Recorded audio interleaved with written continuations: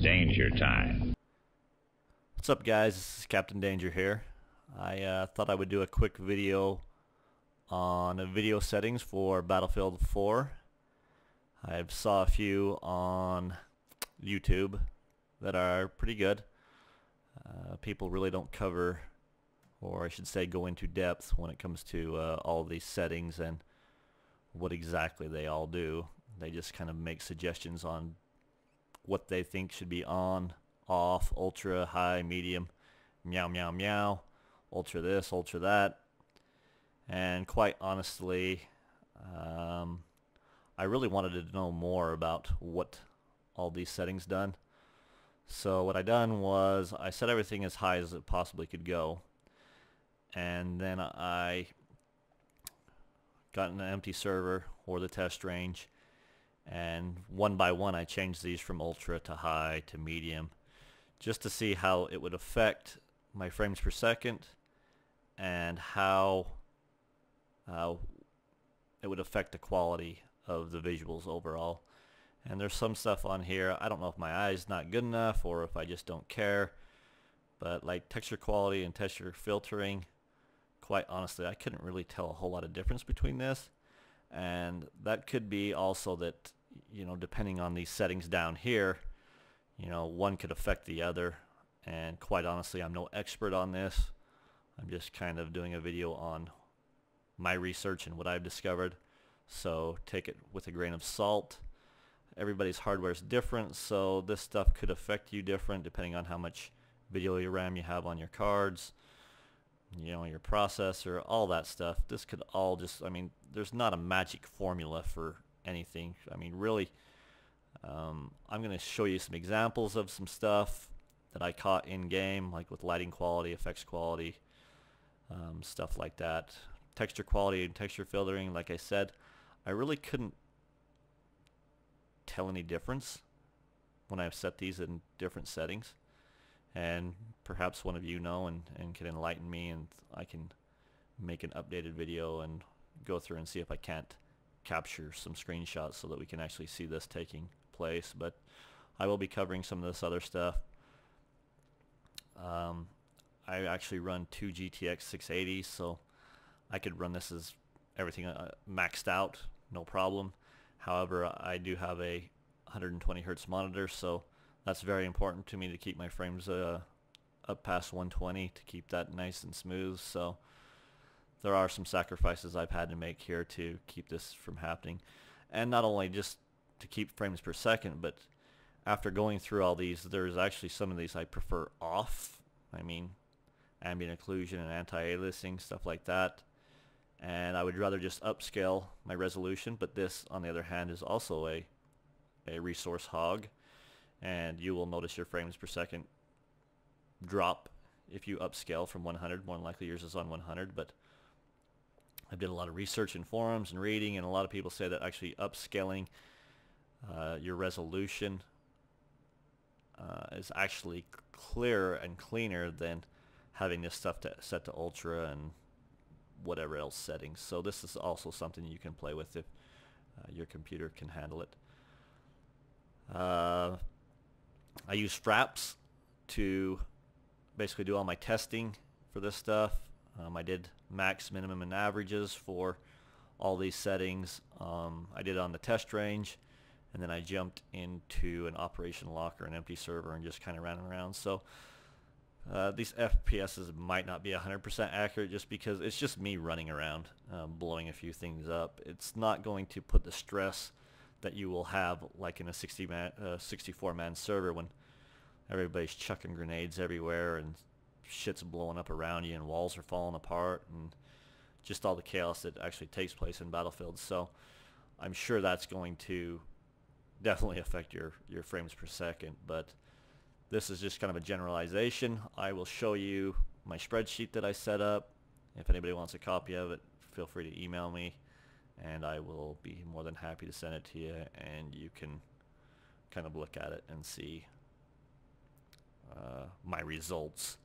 But once again, like I said, take this all with a grain of salt, because you really don't know how this stuff's going to affect your computer until you do it yourself. And I believe you can download Fraps for free and do the benchmarking and that stuff, and you know, it keeps good track of all that stuff. So that's something I would recommend you do too if you are serious about getting the maximum video quality and smoothness out of your hardware. If you really don't care and it's not a big deal to you, then this probably isn't the video for you, and actually you probably wouldn't even be watching it. So this is something that I've always been curious about. So let's kind of dive into a few of these one by one. I'm going to start off with lighting quality because these two, like I said, I really couldn't tell a difference, and it doesn't really warrant me covering them because I don't have anything substantial or interesting to tell you about that. So let's start off with lighting quality, and we'll go down through a few of these, and hopefully this will shed some light on a few of these for you, and you can make your own decisions based off of this video. Alright, let's move on. Alright guys, here we are. Let's start off with lighting quality. This is from Operation Locker. I didn't actually capture an ultra setting on this, so I apologize. However, to be 100% honest with you, the difference between high and ultra is very, very minimal, and I think that you'll get the same idea just by looking at the three that I have here. I've got three examples on lighting quality. As you can see, the difference between high and medium is a slight jump maybe up from high to medium. If you look at up closer to the steps, in the medium there's a little more light coming through, where on the high it's a little more defined. Your shadows are I guess more realistic, but honestly you would, if you played on medium or if you played on high and you jumped to medium, you would never notice the difference, not without seeing them side by side, unless you've got a really keen eye, and well then good job for you. But honestly, when I was setting some of these settings from like ultra to high to medium, and then I would run back through the board, there was some things I was like, I can't even tell the difference that this is making until I pulled all the video out and put them side by side and actually looked at them. Now low is an obvious one. Obviously you can tell that there's something wrong in low without no shadows at all, and that is like the biggest jump right there. And this could be something that you could use, I guess, to your advantage, because you know, your stairs aren't casting shadows on the player, so if they're crouched over there in the corner, maybe you could see them perhaps better. I can't really definitively say that just because I haven't tested it or saw how it looks, but it's definitely something to keep on your mind. So that's the first example of lighting quality. Let's move on here to the second one. This is another good example of the difference, and there's a little bit more difference between the high and the medium on this. As you can see, the shadow on the ground from the fan is a lot softer on high and ultra. They're both going to be comparably the same. Your shadows are definitely, I mean, it's definitely more realistic. Medium, you're still picking up this shadow. It's just really, it's got a lot harder edges, a lot darker. Again, something, you know, when you're playing multiplayer, this is not stuff that you really stop to look at, to be honest with you, because you're not worried about this kind of stuff when you're being shot at or you're trying to shoot somebody. Low, you can tell, is definitely a lot brighter. No shadow at all. If you look at the little heat thing back there on the wall, I mean, in medium and high, it's pretty dark back there, but you actually got like I mean, there's no shadow on it. This is basically what is happening.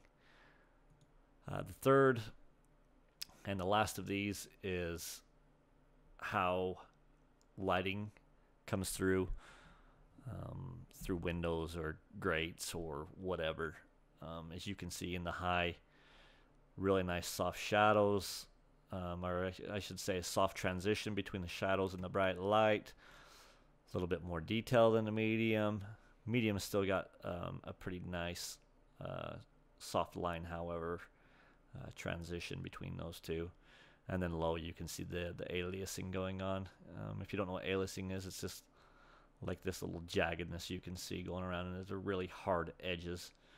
Basically, what aliasing does is takes where two very different colors intersect and kind of blends them together with colors that are between the two, if that makes sense. I might not make actually delivering that very clear, but you get the idea. Or you can see for yourself what is going on here. So that's lighting quality. Which one you can live without, or maybe use to your advantage. You can decide on that. All right, guys. Next up, we're going to move on to effects quality. I've got 3 different examples here for you of video from high to low. Kind of showcasing the difference between the quality, or I should say the settings mode. I will try to pause this to kind of explain what I'm talking about during the video, but right now I'll just kind of let it loop through as I'm talking about it. There's 3 things that I've noticed about this first video, which is just me shooting a cement wall on the test range. As you can see, the amount of particles is the very first thing that I've noticed. Is the higher the setting, the more particles from, I mean, big to medium to small on down. You can go past small, maybe tiny perhaps. There's just more debris coming at you as the wall is breaking apart. The higher the setting, the more debris. That's the first thing that I noticed. The second thing that I noticed was the way that the dust reacts, or the plumes that come out from the wall breaking apart. And in Ultra, it's definitely more realistic. There's more variation and transparency in the dust clouds. As you get down to low, there's not quite as much dust. It's a little bit more solid to me. It's kind of more defined. It doesn't blend together like the other modes. And then the last thing that I kind of noticed, is I've watched through this 100 times, is the muzzle flash, which isn't really a big deal. I would never ever notice this. But if you're looking at the muzzle flash, Ultra has a little bit more fling to it. It's got a little bit more particles flaring off out of it, with trails behind it, and it kind of degrades down as you go down to a lower setting. So depends on what you're into. I could see that a lower quality setting might help you out, depending on if you happen to be shooting at an enemy and strike a wall in front of yourself, like that's really close by, or perhaps maybe they're hiding behind some kind of cover, and as you're shooting it, the debris that's coming out could block your field of view, or keep you from aiming, or whatever, something like that. Definitely something to think about on that one. Alright guys, here we go. Round 2 for effects quality. This is the blow up test. This is a tank with 3 things of C4 on it being blown up. There's also 3 different things that I've noticed about the difference in quality in this. The first one is when the actual explosions itself takes place. The amount of sparks or tracers, or whatever you want to call them, that emit out of the explosion are all different on ultra, high, medium, and low. And really, I doubt you'd notice this in game. Maybe you would. You'd never notice if I hadn't have shown you, I guarantee you. Maybe, I don't know. But the second thing that I noticed was, after the explosion takes place, the amount of time that the actual dust cloud or smoke cloud that took place from the explosion that lingers around the object. So in ultra and high, they definitely linger a lot longer than medium and low. And then once that is over with, there's like a plume of smoke that actually comes out of the burning tank or whatever it is you've just blown up. And in ultra and high, you can definitely tell that the smoke is a lot thicker, and there's more variation in the color and the turbulence, I guess, in it, the way that it reacts. Definitely a more realistic smoke compared to medium and low. And as you can see in the low, very, very minimal smoke coming up out of the burning fuselage of the tank. Medium is a little bit more, but high and ultra is like smoking your balls off. We got smoke. So if this is something you don't care about, this is places you can definitely pick up some frames per second by changing it from high to medium or even high to low. I mean, if you don't care about this. So hopefully maybe this will factor into your decision, and let's move on to the third one. Okay guys, here we are to the third, last but not least, effects quality test that I've done. And honestly, the only reason that I thought about doing this was because if you've ever played on Operation Locker and you've tried to shoot through the bars or the, you know, on the cells or the gates or whatever they are, if you're playing on ultra or high, there is some serious shit that flies back at you, making it very, very difficult to see. And as you watch this, you'll notice in ultra and high and medium and low, the amount of particles that are coming back at you is between ultra and high. Like I said, I mean, that's a given. They're neck and neck. Medium is a downgrade, but low is definitely, you can tell the difference. I mean, between low and medium. I mean, that's a big jump there. And this is another place that you could possibly gain an advantage, just because if you happen to be shooting at somebody and hit, you know, you're trying to shoot through bars or a metal fence, let's say, or anything like that, and you start to get the feedback of your bullets ricocheting, it can definitely affect your visibility. So that's about it. Something to think about. And let's move on here. I'm not going to talk about post-process quality, excuse me, because honestly I don't know what it does. I have a feeling that post-process quality has something to do with effects quality, but I really couldn't capture a good screenshot of it or video of it.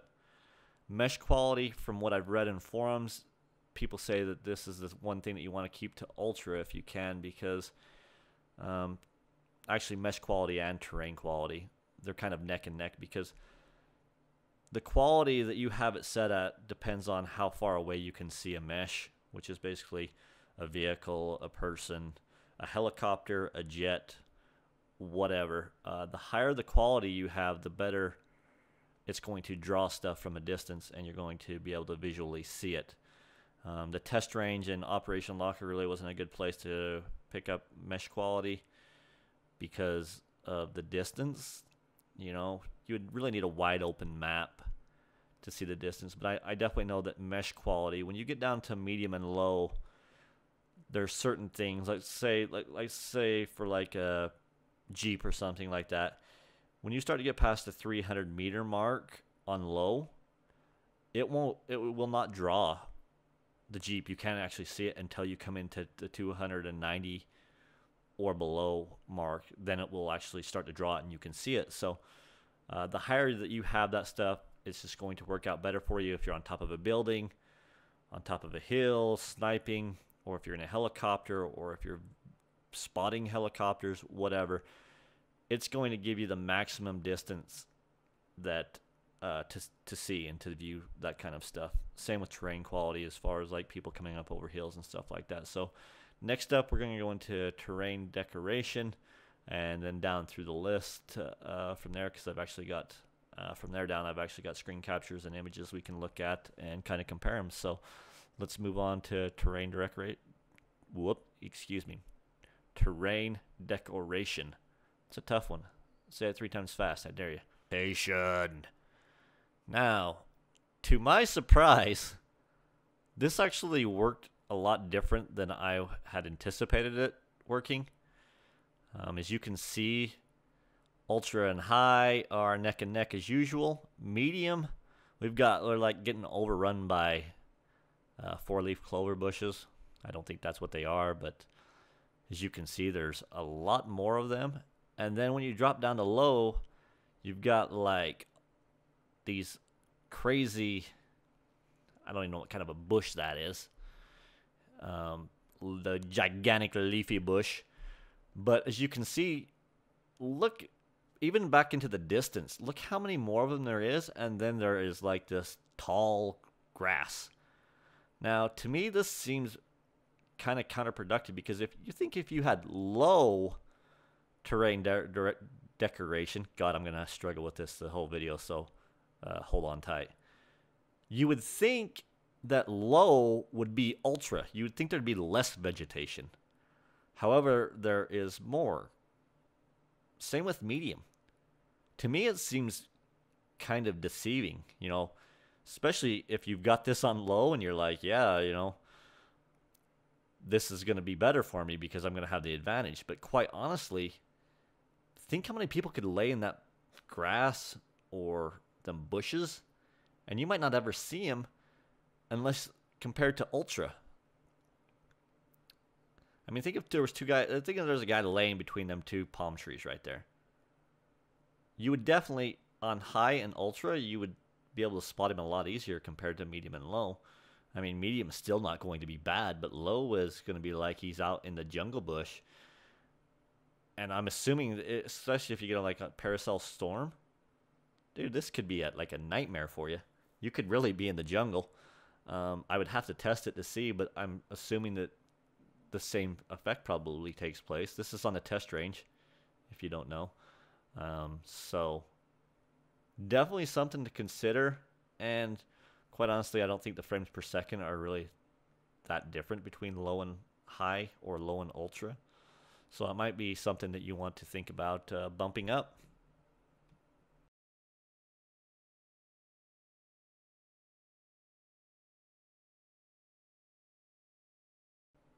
Okay, guys, let's get to one of the biggest. This is the biggest hardware hog of Battlefield 4. This is like the Cookie Monster in the Cookie Shack. He just devours every bit of resource you have. So if you're looking to gain some frames per second, Anti-Aliasing Deferred is definitely where you can make some big gains. If you're not familiar with anti-aliasing, it is a way of smoothing out geometry on straight lines and hard edges. It basically just makes them appear more natural and smooth. With it off, you'll notice on the tower closest to the palm trees back there, kind of to the right of the B flag, you'll notice in the deferred off, if you kind of look at it, especially the cross members that are crossing, you can see the jaggies in it. We'll just call them jaggies for now. And you can see definitely, if you look at the side of it compared to the skyline, the one with the deferred on is a lot smoother, where the other one is jaggy. And even if you look at the palm trees, to the right, the very far right of both screenshots, you can see that the palm trees with the anti-aliasing off, kind of like they're kind of stutter stepped. They're not nice and smooth. They kind of go up and then jog in and jog out, where the alias ones, you know, they bend nice and you don't have that smoothing result. However, in my test, 4X, I mean, we're talking 20 to 30 frames per second to have this feature on and or off. So if you don't care about this stuff, because I don't run around looking at palm trees and light towers, I prefer it off just to get the gain. And plus, I like my stuff nice and sharp and crisp. So that's kind of up to you, the aesthetics that you want to do. So that is definitely something to look at. All right, guys, next up we have Anti-Aliasing Post. I believe this is the setting that everybody loves to hate. And from what I've read, everybody runs this at off. And when you run this at off, it actually enhances the texture quality, making them look a lot crisper and cleaner. And the best analogy, I guess, that I could give you for anti-aliasing post is what it does is it kind of blurs everything. It blurs the textures a little bit and blurs it all together to make it appear more smooth and natural. A lot of people said that it's like smearing Vaseline on your computer screen and then looking through it, and that's what you got. Or taking your contacts out, if you're familiar with when you take your contacts out and you look at something. That is what Antialiasing Post does.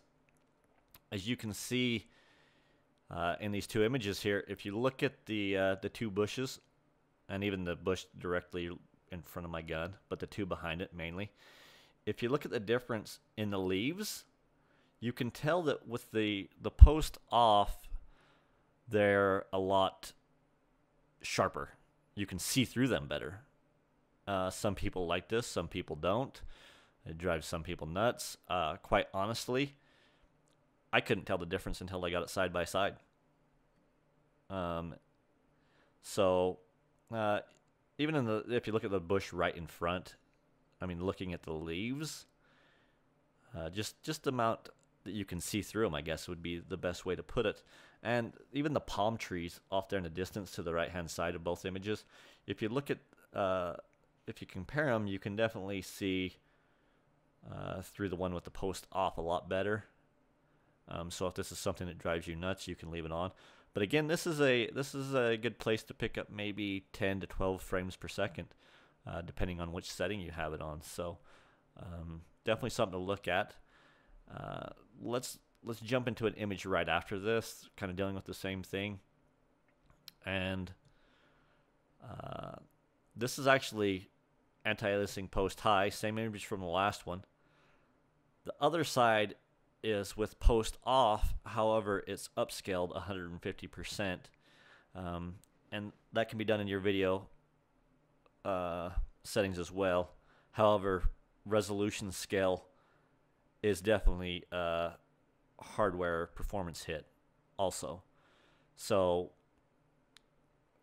maybe you prefer one over the other and you don't care about the hardware hit, but I would definitely say that by turning post off and upscaling, it gives you that same feeling as having post on. I mean, stuff's kind of blended together a little bit better, but yet it's still nice and crisp and sharp and smooth, if that makes sense.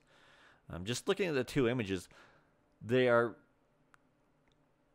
I would say, about 80% comparable as far as the transition between the leaves and stuff like that. However, the upscaling is still a little bit crisper to me.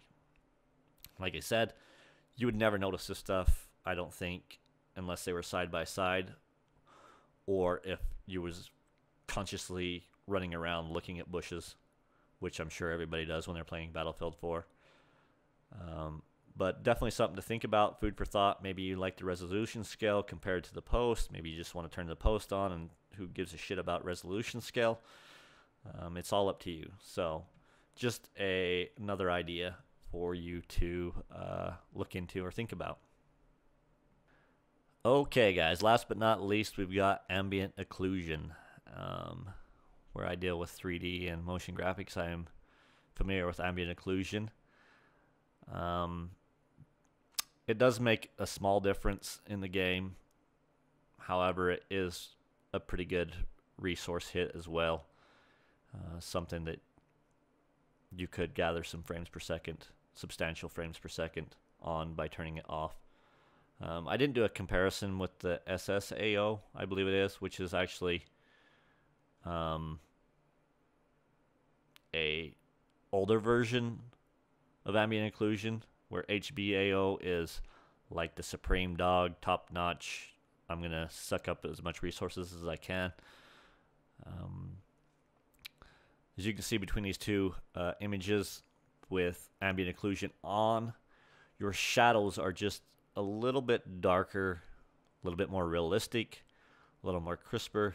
I mean, if you look along this grate on this little shed here, up along in the corners, and even the grates themselves, they're just a slight bit darker with the ambient occlusion on. Same with if you look at the rocks down here at the bottom, the shadows that it's actually casting off the rock is a little bit darker.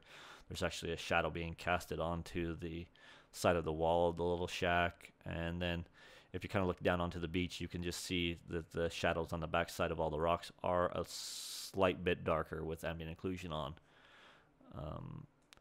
Once again, something that you're probably not looking at when you're running around playing Battlefield, but if you want that maximum realistic experience and you don't mind the performance hit, then you can turn ambient occlusion on and ride with it. So this is going to conclude this little video settings. I don't really want to call it a tutorial. It's kind of more of an insight of all the settings. If anybody has anything that they would like to add to this, please feel free to. If you have any questions, feel free to send them to me, and I'll try to answer them as best as I possibly can, and we'll go from there. Hopefully this helps some of you out and maybe helps you get the maximum settings out of your hardware. So I'll see you guys on the battlefield. Whoa, whoa, whoa, whoa. Hold the boat. I prematurely set sail on that signing off. I totally forgot about my spreadsheet. So what I'm going to do is post some images of it at the end of this video so you can pause it and go through and look at it.